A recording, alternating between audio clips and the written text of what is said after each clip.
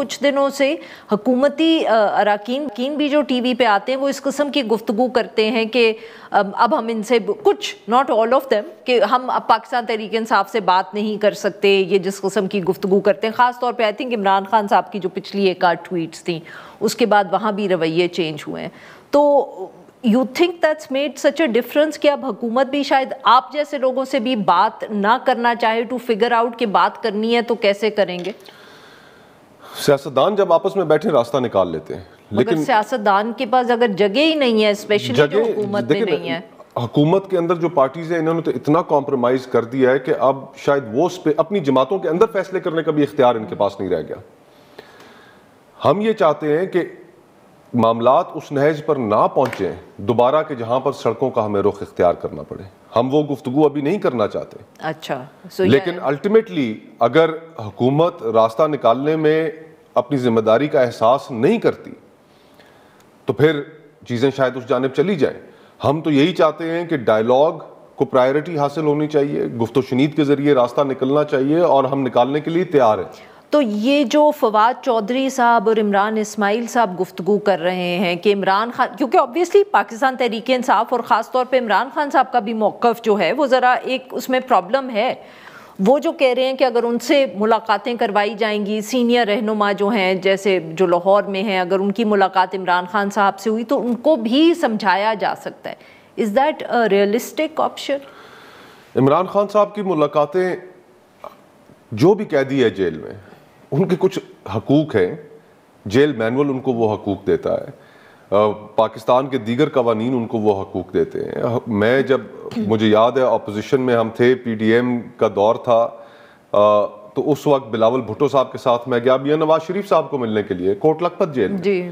گھنٹہ سوا گھنٹہ وہاں پر سیاسی ملاقات رہی. اس کے بعد باہر نکل کے ہم نے میڈیا سے گفتگو بھی کی. تو وہ ملاقاتوں پر پابندی لگانا اس کی کوئی جسٹیفیکیشن نہیں ہے. اور پھر ان کی فیملی سے بھی آپ نہ ملنے دیں, آپ ان کے وکلاء سے بھی ان کو نہ ملنے دیں. تو یہ میں تو حیران ہوں کہ یہ سمجھتے ہیں کہ شاید انہوں نے ہمیشہ ساری زندگی اقتدار میں ہی رہنا ہے اور پہیا نہیں گھومنا.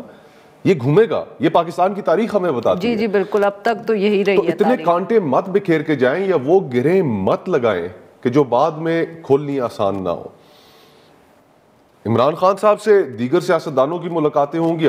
ہمارا تو مطالبہ ہے کہ اچکزئی صاحب اور علامہ صاحب ان کی ملاقات کرائی جائے. اچکزئی صاحب چاہتے ہیں کہ ڈائیلاگ ہو؟ جی بالکل, دیکھیں کیوں نہیں, کون اس سے انکار کرتا ہے, کون سا سیاستدان اس سے انکار کرتا ہے. ابھی آپ نے جو ان کا کلپ چلایا, اس کلپ میں انہوں نے کیا کہا؟ انہوں نے یہی کہا نا کہ ایم کیو ایم تیار ہو, نون تیار ہو, پیپلز پارٹی تیار ہو, عمران خان کی ذمہ داری میں لیتا ہوں. یہ تو اب جی آئی نو وٹ اٹس جسٹ کہ یو نو یہ بھی ہم جیسے جو باہر بیٹھے ہیں ہمیں لگتا ہے کہ یہ بھی ایک چیلنج ہے نا کہ عمران خان صاحب کو کون تیار کرے گا, ان کو کون کنونس کرے گا, کیونکہ ان کا بھی موقف شاید اتنا ہی سخت ہے جتنا دوسری طرف کا ہے.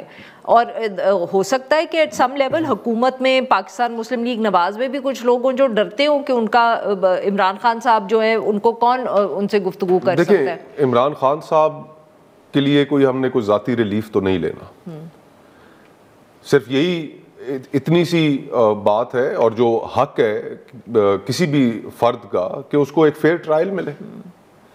باقی جو بات ہونی ہے وہ تو سیاسی بات ہونی ہے, اور سیاسی بات میں بھی جو سب سے اہم بات ہے عارفہ وہ یہ ہے کہ ہم نے فری اینڈ فیئر الیکشنز دوبارہ اس ملک میں کیسے کرانے, ہم نے الیکشن کے پروسیس کی کریڈیبلٹی کیسے ریسٹور کرنی ہے. ٹرانزیشن آف پاور کو جو ہم نے اس ملک کے اندر اتنا کنٹروورشل بنا دیا ہے, 2018 کے الیکشنز وہ بھی کنٹروورسی میں لتھڑے ہوئے تھے, اور 2024 نے تو تباہی نکال دی. دنیا بھر میں انتقال اقتدار ٹرانزیشن کا جو پیریڈ ہوتا ہے وہ انتہائی خطرناک پیریڈ ہوتا ہے, اور اس کو اتنا کنٹروورشل بنا دینا, اگلے الیکشنز پہ کون اعتبار کرے گا؟ یہاں پر تو اس ملک کے اندر خون خرابہ ہو جائے گا. تو ہم اس صورتحال کو اوائڈ کرنا چاہتے ہیں, پولیٹیکل چیزوں کے اوپر کنسنسس چاہتے ہیں کہ ہم نے الیکشن کے پروسیس کو کیسے دوبارہ ٹھیک کرنا ہے تاکہ اس کا ہر فریق کو اعتماد ہو.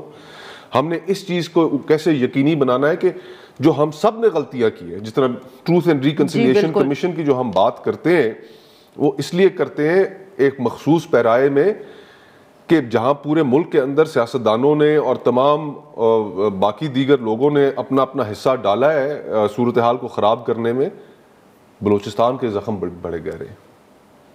اس کی بھی بات ہم نے کرنی ہے. وہاں تو ڈر ہے کہ گینگرین نہ ہو گیا ہو. تو اسی لیے ہم بہت عرصے تک یہ گفتگو، یہ کانورسیشنز اب کارپیٹ کے نیچے نہیں پھینک سکتے. آج وہاں پر دیکھیں آزاد کشمیر میں کیا ہوا، پولیٹیکل کلاس اگر اپنی ریلیونس لوز کر جائے گی، اگر پاور پالیٹکس کے پیچھے ہم عوام میں اپنا اعتماد کھو بیٹھیں گے تو عوام پھر ہمارے ہاتھ میں نہیں رہے گی. ٹھیک ہے. آزاد کشمیر میں کوئی ٹیچر اٹھے، کوئی تاجر اٹھے، کوئی اسٹیشنری کی دکان والا تھا، پھر معاملات انہوں نے اپنے ہاتھ میں لے لیے. اور وہ ہو نہیں سکتا کہ ضروری نہیں کہ ہر دفعہ کنٹرول ہو جائے، ہر دفعہ کنٹرول ہو جائے. اور پھر آپ یہ بھی ذہن میں رکھیں کہ ریجن میں کیا چل رہا ہے، کیا ہوائیں چل رہی ہیں، نیپال میں کیا ہوا، سری لنکا میں کیا ہوا، بنگلہ دیش میں کیا ہوا. آج آپ کے ہاں نوجوانوں کے اندر بے روزگاری کی شرح ان تمام ممالک سے سب سے زیادہ ہے. بالکل صحیح. تو اگر آپ یہ چاہتے ہیں کہ ایک ایسی صورتحال پیدا ہو جائے کہ جس میں سیاستدان سارے بے بس ہو جائیں، جس طرح آزاد کشمیر میں ہوا، بے بس ہو گئے ساری پارٹیز بے بس ہو گئی، تو پھر وہ صورتحال نہ میرے قابو میں آنی ہے، نہ جو جماعتیں حکومت میں بیٹھی ہیں، اور نہ ہی اسٹیبلشمنٹ کے کنٹرول میں آنی. یہ پھر کسی کے کنٹرول میں نہیں آئیں گی. تو اس وقت سے بچیں. بہت مصطفیٰ نواز کھوکھر صاحب، آپ نے ہمارے لیے وقت نکالا. ناظرین، یہاں پہ لیں گے ہم ایک چھوٹی سی بریک، اور جب ہم بریک سے واپس آئیں گے تو ہم بات کریں گے کچھ عدالت کی، کچھ وکلا کی.